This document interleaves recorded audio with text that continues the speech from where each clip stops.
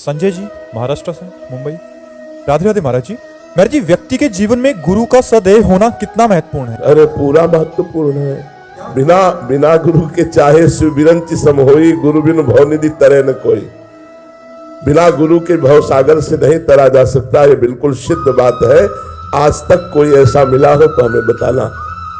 श्री भगवान का मिल जाना भी हो सकता है, लेकिन भव समुद्र से भ्रम से पूर्ण निवृत्ति हो जाना ये केवल गुरु कृपा से होती है। श्री नामदेव जी महाराज भगवान के साथ खेलते थे, भगवान के साथ खाते थे, भगवान से बातचीत करते थे। एक दिन गोरा कुम्हार के यहाँ, बड़े महाभागवत से श्री गोरा कुम्हार जी, उनके यहाँ बहुत से संत बैठे हुए थे। तो श्री मुक्ताबाई जी वो मटकी थापने की चाट जो होती है उसे उठाई और कहा, काका देखो इन मटकियों में कौन सी पक्की मटकी है और कौन सी कच्ची है। तो उन्होंने मुस्कुराकर स्वीकृति दे दी। तो हर संत की खोपड़ी में ऐसे मार दी। तो जो और संत थे मुस्कुरा दिए। जब नामदेव जी के मारा तो उनका ये क्या है, क्यों मारा? तो बोले, काका ये मटकी कच्ची है। नामदेव जी सारी सभा में, संतों की सभा में कच्चे साबित कर दिए गए, सब हंस दिए। नामदेव जी को अच्छा नहीं लगा।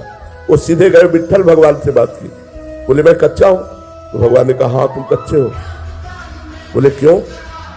सब पक्काई तो आपसे मिलने की होती है, जब मैं आपसे मिल गया तो किस बात का कच्चा? बोले, तुमने गुरु नहीं किया। बोले, गुरु करने का फल होता है भगवत प्राप्ति, और वो आप हमें प्राप्त है तो गुरु की जरूरत क्या? बोले, यही कच्चाई है। तो बोले, आप ही बताओ मैं किसको गुरु बनाऊं? तो बोले, जाओ इस जंगल में एक शंकर जी के मंदिर में संत पड़े हुए हैं, मंदिर के अंदर, उनको जाकर के गुरु बनाओ। विशोबा खेचर जी वहां गए तो देखा वो शंकर जी की जो पिंडी होती है उस पे वो पैर रखे थे और देहरी पे सर रखे थे।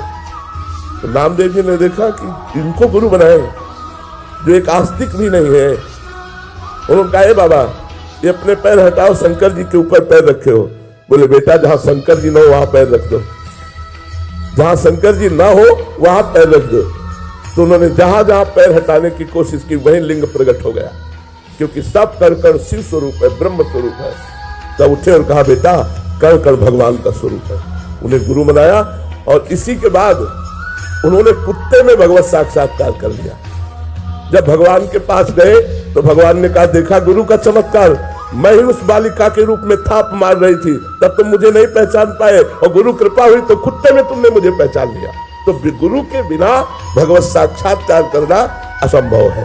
कोई भी हो, कहीं भी हो, गुरु बिनु भव निधि तरि न कोई, चाहे शिव बिरंच सम होई। गुरु कृपा अत्यंत अनिवार्य है, और हमारा जीवन तो गुरु कृपा के ही आश्रित, इसलिए हम तो जानते ही नहीं कि गुरु कृपा के बिना कुछ हो सकता है। न जानते हैं न मानते हैं। बिना गुरु कृपा के परमार्थ में कुछ हो सकता है ये तो न मुझे पता है और न मेरा विश्वास है। चाहे जितना अहंकार से साधना कर लो, एक थप्पड़ लगाएगी माया तो काम क्रोध के चरणों में मारे घूमे हुए।